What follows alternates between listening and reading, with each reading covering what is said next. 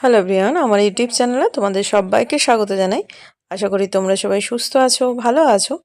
আমাদের অনেক সময় রান্না করতে ইচ্ছা যায় না বা চটজলদি কী রান্না করব, কিন্তু একটু অন্যরকম, সেই জন্য আজকের এই রেসিপিটা।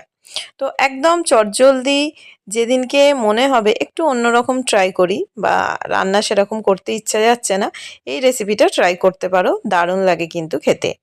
যার জন্য এখানে আমি দেখো মেজারমেন্টটা এখানে যেন একদম ঠিক থাকে, কেননা এখানে আমরা একদম এক পাকে রান্নাটা করব।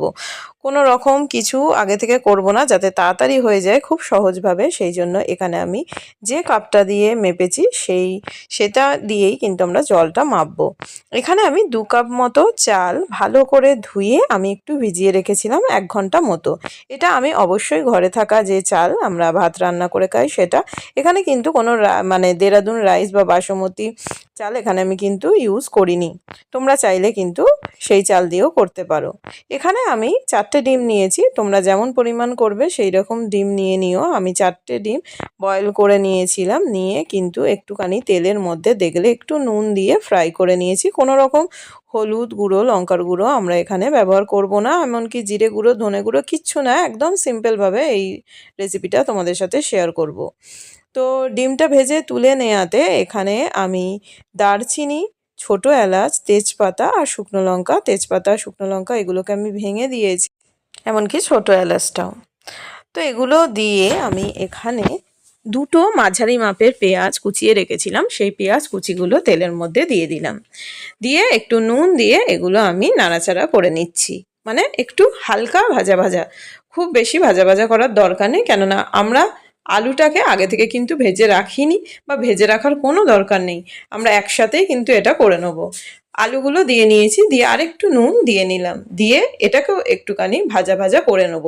যেটা বলছিলাম তোমাদের, খুব চটজলদি এটা হয়ে যায়। তো একদম ইজিভাবে, কোনো রকম কোনো ঝামেলা ছাড়াই। এখানে আমরা একদমই মশলা কিন্তু সেইভাবে কিছুই ব্যবহার করিনি, রেসিপিটা ট্রাই করলে তোমরা বুঝতেই পারবে। তো এখানে আমি একটা বড় মাপের টমেটো কুচিয়ে রেখেছিলাম। তো দেখো টমেটোটা এখানে দিয়ে আবারও একটু নুন দিলাম। নুনটা কিন্তু অবশ্যই নিজেরা বুঝে দিও, যে যেরকম খাও নুন ঝালটা কিন্তু বুঝে দিও। তো এখানে আমরা কোনো রকম গুঁড়ো লঙ্কা ব্যবহার করব না। কতগুলো কাঁচা লঙ্কা মাঝখান থেকে কিন্তু আমি কাট করে রেখেছিলাম ধুয়ে, তো সেই কাঁচা লঙ্কাগুলো এখানে দিয়ে দিলাম, দিয়ে এটাকে আরেকটুখানি নাড়াচাড়া করে নিলাম। এবার আমরা যে চালটা ভিজিয়ে রেখেছিলাম সেই চালটা এখানে দিয়ে দিলাম।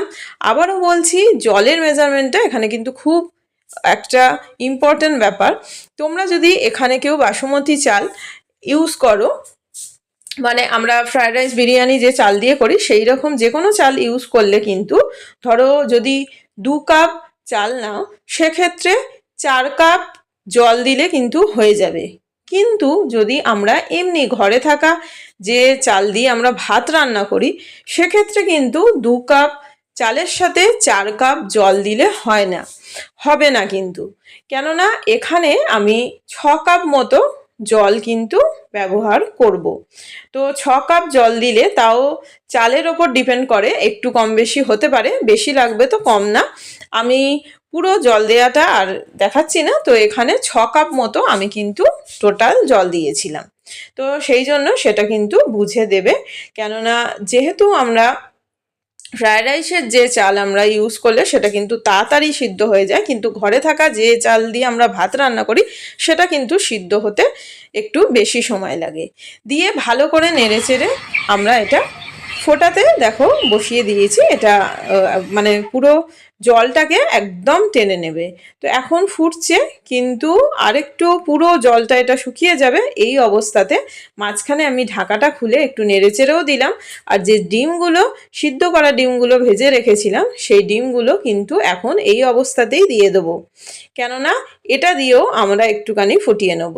ডিমগুলো দিয়ে দিয়েছি, এই অবস্থাতে আবার আমি ঢাকাটাকে কিন্তু বন্ধ করে দিলাম, এখনও কিন্তু পুরোপুরি এটা হয়নি।